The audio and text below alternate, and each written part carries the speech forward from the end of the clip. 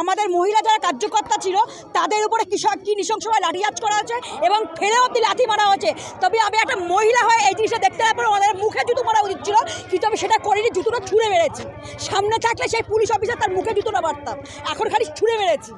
গত পরশু জেলা শাসক অভিযানে গিয়ে বাঁধার মুখে পড়ে পুলিশের দিকে জুতো ছুঁড়েছিলেন শ্রীরামপুর সাংগঠনিক জেলা বিজেপির সম্পাদক পম্পা অধিকারী। শুধু তাই নয়, সামনে পেলে পুলিশের মুখে জুতো মারারও মন্তব্য করেছিলেন তিনি।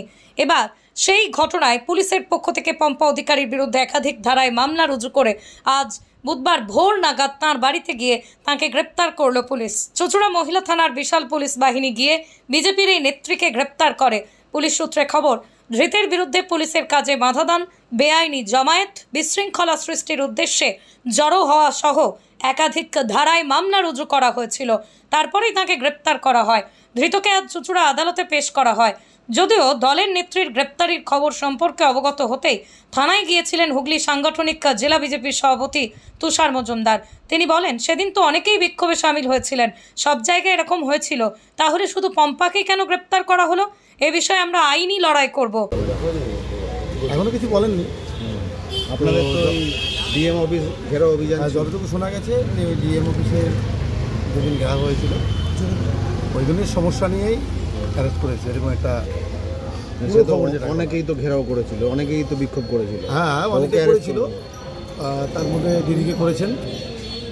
তো কী জন্য করেছেন সেটা কথাবার্তা বলা হচ্ছে, এখনই বলবেন যে কজনকে গ্রেপ্তার দেখিয়েছে, কজনকে গ্রেপ্তার করেছেন?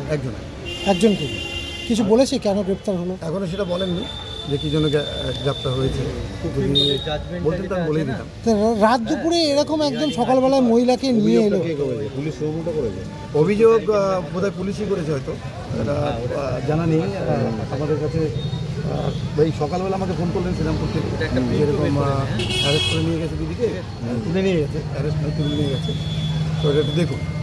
এখন পুলিশের সঙ্গে কথা বললেন তো, কি বলছে পুলিশ? তাৎক্ষণিক আমি একটা ভিডিও দেখা গিয়েছিল বিক্ষোভের দিনকে, যে উনি জুতো দেখাচ্ছিলেন পুলিশকে এবং জুতো ছুঁড়েও মেরেছিলেন, সেই কারণেই কি গ্রেপ্তার? হয়তো হতে পারে, হয়তো হতে পারে। হাত দিয়ে তুলেছিল, জুতো হয়তো ছুঁড়ে নি, তুলেছিল, তো সেটা হয়তো ওই পরিপ্রেক্ষিত হয়তো তুলেছে। পুলিশের সঙ্গে ধস্তাধস্তি ঠেলাঠেলি তো অনেকেই করেছে, তার মধ্যে দিদিকে অ্যারেস্ট করেছেন। তো আমরা এসেছি, উকিল দিয়েছি, অসুবিধা নেই।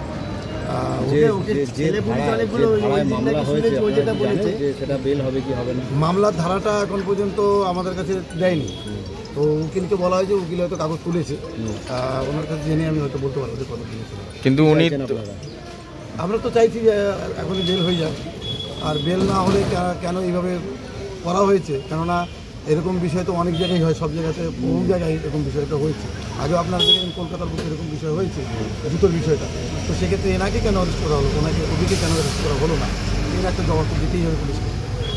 উনি তো সেদিন মিডিয়াকে বাইটও দিয়েছিলেন যে আমি ছুঁড়েছি, পারলে মুখে মারতাম, এমন তো বাইট দিয়েছিলেন। এটা তো খুব মনের মধ্যে যে এত কষ্ট যে বিষয়গুলো ঘটেছে, তার পরিপ্রেক্ষিতে পুলিশ নিজেরভাবে তাদেরকে আড়াল করেছে, ছেলে পুলিশ বেড়েছে।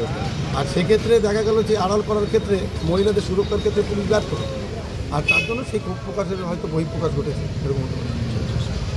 তারকেশ্বরের সর্বপ্রথম মডিউলার ওটি-যুক্ত hospital Tarakeswar Apollo multi speciality hospital. যোগাযোগ নাম্বার 03212276400 অথবা 9474147604।